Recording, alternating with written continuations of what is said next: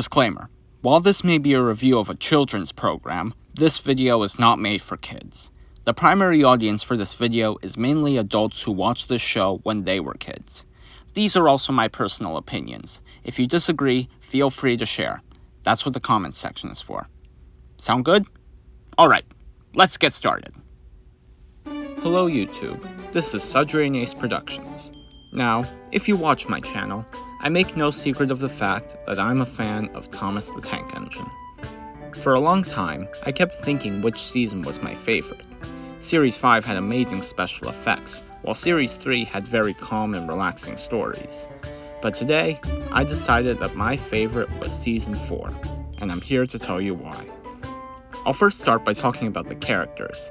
This is the first season that introduced the narrow gauge engines. Out of all of them, I think my favorite is Duke. Although he's an old engine, it feels as though he still has that spark in him, particularly when he played that trick on Peter Sam in You Can't Win. I remember getting excited as a kid when my gran got me a wooden railway Duke. I also remember having not one, but two take-along Dukes as well. Skarloey is also a great character. I like how he's determined to get his jobs done, especially in 4 little engines. I actually found his Erdl model at an antique shop not too long ago. Sir Handel and Duncan are also some of my favorites. They're just the whiny brats that no one likes, yet they're very quotable, especially Duncan. Tunnels should be tunnels and not rabbit holes! Their whining is comedic, but only in small doses. When you have too much whining, you get stuff like, well, that! Outside the Skarloey engines, there's also George the Steamroller. I don't know about anyone else, but I really like the New York accent that Carlin gave him. Stepney is also a great character. I really like his design, combining the simplistic nature of the show with his real-life basis. His color is also nice. Does it remind anyone else of macaroni and cheese? There's not much to say about Class 40 other than his prop being visually pleasing. I always wondered why they could make him, but not D-199. Maybe due to production costs? I don't know. Season 4 also has some of the best episodes as well. My favorite episode of the narrow gauge arc is Trucks, mainly because of the crash. When I was a kid, I would assemble a line of Trackmaster track up the stairs in my house, put my wooden Peter Sam at the bottom, some Brio trucks at the top, and recreate the episode. Yeah, the paint on Peter Sam and the trucks didn't last long. Home at Last is another favorite of mine, mainly because of Duncan.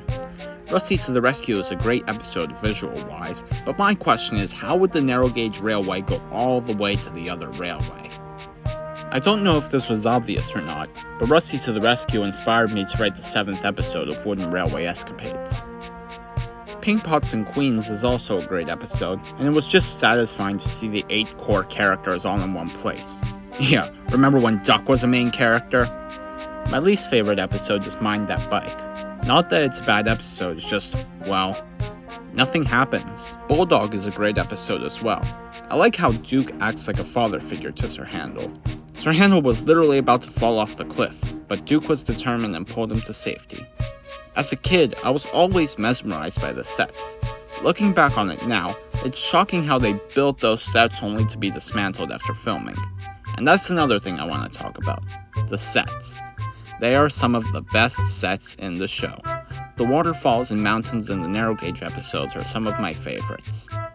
Now, I live in the state of New York, but I grew up in California. Both are mountainous states, and whenever I would go up to the mountains as a kid, I would envision the Skarloey railway engines puffing along the scenic views. Also, the weather effects they used in Special Funnel reminded me a lot of my childhood. Even though we didn't get a lot of snow in California, we did get a lot of rain and fog during the winter months. The cricket pitch in Train Stops Play reminds me of a park near my house, which also has a cricket pitch, believe it or not. But my favorite shot this season is this one from Fish. The smoke billowing around the set combined with the placement of the camera makes these small props feel like real steam engines. And that's the magic of Thomas. Right from the start, the Reverend Wilbert Audrey wanted his series to be as realistic as possible, and the classic Thomas episodes reflect that. Season 4 also has some great music as well. That scene where Rusty rescues Stepney has some of the best music I've heard in the show. Rusty's theme is also pretty nice, and so is the Skarloey Railway theme. There are also some great themes that play at the end of episodes as well, such as the one at the end of Gallant Old Engine, the theme at the end of Special Letter, and not to mention the covers of Zadok the Priest and God Save the Queen at the end of Paint Pots and Queens. The vocal songs are really good too. As a kid, I had most of the songs on this Thomas sing-along VHS, and while listening to them for the review, they brought back a lot of nostalgic memories. Don't Judge a Book by Its Cover was one of my favorites from childhood, and so is the Toby song, which believe it or not was the first Thomas song I've ever heard. Really Useful Engine is also a great song, and I was really happy when I heard it in Magic Railroad as a kid. Let's Have a Race is very upbeat and catchy, while Gone Fishing has a calm rhythm. I just realized this, but there's this shot of Thomas on the pier from Special Attraction that was shot specifically for this music video. But my favorite song of the season is the Island Song, with That's What Friends Are For coming in at a close second. They just have a relaxing and slow rhythm that makes them satisfying to listen to. A long time ago, I found an edit of That's What Friends Are For with a key change, and for a long time I couldn't seem to find it anywhere. But while listening to the songs for this video, I found it, and that's the version I listened to. In short, the songs are one of the best parts of the season. In conclusion, Season 4 has some of the best stories, music, and visuals. If it hasn't been made clear enough already, it is my favorite season of Thomas. I guarantee you, after watching these episodes, one thing will be certain.